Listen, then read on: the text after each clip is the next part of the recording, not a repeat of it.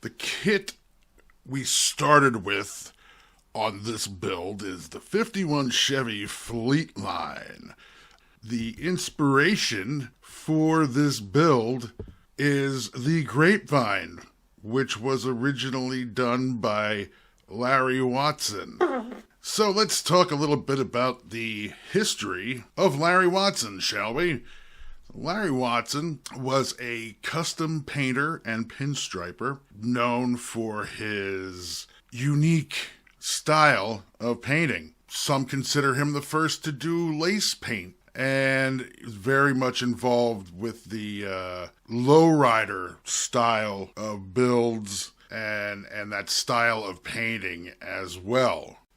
The first thing that I started with on this 51 Chevy Fleetline build was to remove virtually all of the chrome on the body. I wanted the stone guards off. I wanted the side trim off. I wanted to nose it, deck it, shave the door handles. Really wanted to make what a lot of people would probably consider a relatively mild custom, but also wanted to do a couple of other little custom touches to the body as well. I wanted to put some custom side trim on the body, similar to like a 53 Buick, only not as fat at the bottom. I also wanted to do some custom tail lights. So what I did is extend the lower part of the rear quarter panels and cut into the fenders, the rear fenders, custom shape. And I found some taillights, some red taillights that I had in the parts box that I have no idea what they actually came from, but they were a good shape, at least part of them, to use for the taillights on this build. Modified those lenses, but I had to make the size and shape fit. Also filled in the seam, for lack of a better term, where the gas door was located on the driver's side rear fender. I thought that broke up the aesthetics and the smoothness of the body in and of itself. I did, however, use the tunneled headlight buckets on this build, but then I did French those buckets into the front fenders. There is an extensive amount of time and effort put into just the bodywork on this car. There is a lot of little custom touches done to the body on this car. Just the chrome strip that I made and had to get it to match from the driver's side to the passenger side was a pretty big project, but needed to spend the time on it to get this build to look the way that I wanted it to. A few of the other custom touches that I wanted to make to this kit was I wanted to modify the stock grille and replace the center bar with Corvette-style grille teeth, which doesn't sound like a big project, or a very difficult project for that matter. The Corvette grille teeth that I used on this build were a parts box find. The closest that I can come up with is that it's probably from a 57 Corvette. Regardless, it fit the opening nicely, and all I had to do was really make some bracketry, so to speak, for behind the stock grille surround to hold that in place. The biggest part of it was I'm dealing with chrome-plated pieces. So as I'm filing and sanding and smoothing things out, I'm taking the chrome off.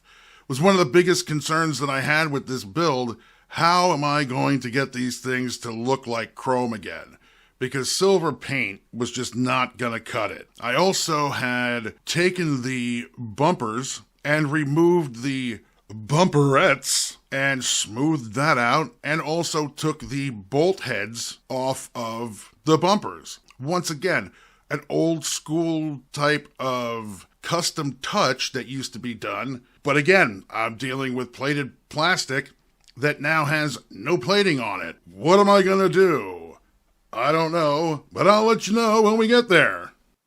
Once all of the body modifications and custom touches were complete with this build, I decided to move on to the next part of it, and the first part was going to be the engine and transmission. I decided to just use the 6-cylinder that came in the kit because it did come with some nice little extra speed equipment ideas, split intake manifold, and split exhaust manifold, some nice little chrome goodies to put on there, and, I thought it fit the build pretty nicely. The good old buzzin' half dozen.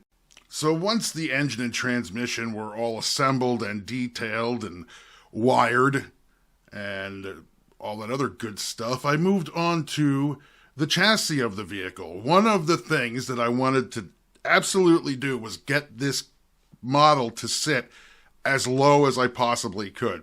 That's easier said than done, because the rear axle in this had the parallel leafs molded into the axle, which makes it a little bit more difficult to try to lower the back of the car. What ended up happening was I had to cut the leaf springs off of the rear differential and actually make lowering blocks, so I could tuck those tires and wheels up as tight as I could into the wheel wells to get the back to sit as low as I could. The front suspension actually did have a couple of options direct from the box that you could drop the front suspension down, and it actually managed in the lowest position to sit relatively level, which is what I was going for.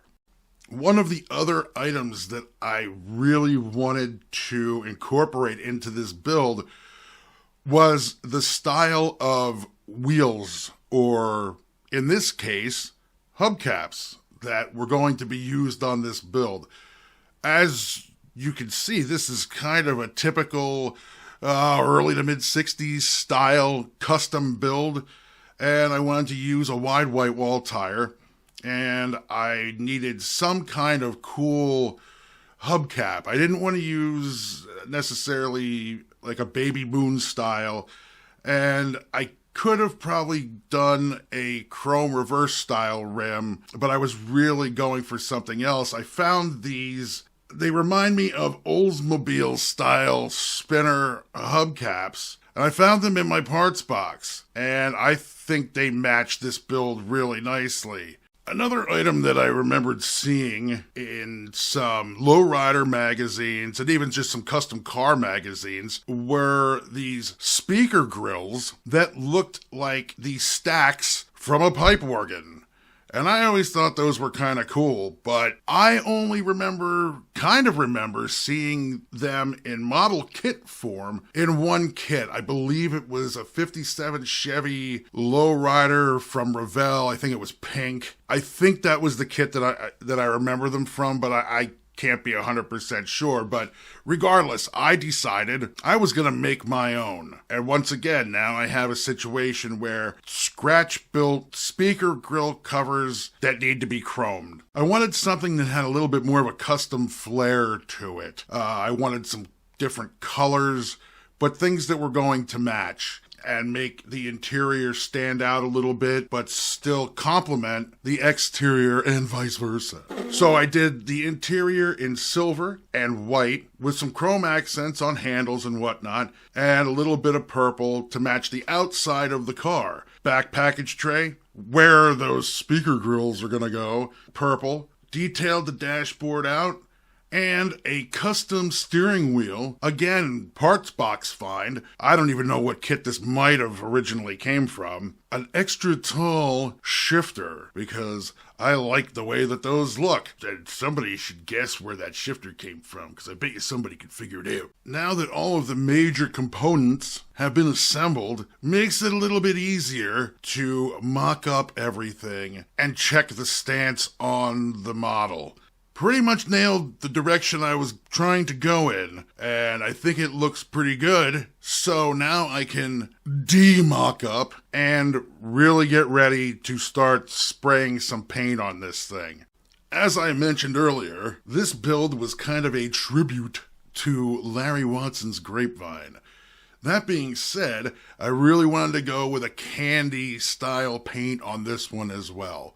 So I threw down a coat of silver base on the entire body and then went back and covered the entire body with a candy purple color. After which, I went back and did a little masking here and there to add silver accents back to the body. As you can see, there has been some panel painting done at this point. Once again, I wanted to do something as a tribute to Watson, and I thought this was a pretty nice design and use a couple different techniques that he would have used to paint an actual vehicle. I was quite happy with the way that this paint job turned out, and as I mentioned, it is a tribute to the Grapevine. Well, grapes, at least some of them, are purple. It kinda made me start thinking, and I came up with the name of this particular build. It is the Purple Nurple. All of the custom painting and everything else has been finished. Bare metal foil applied. A couple of other things that I added on there last minute were some lake pipes, as I liked the way that those looked when I kind of held those up in place. I kind of like that too, so I figured I'm going to put those on there. I think it fits the bill for the period correctly. All the painting on the body of this build was done with an airbrush and automotive style paint. Where's the hood? Well, there's a whole other story to the hood.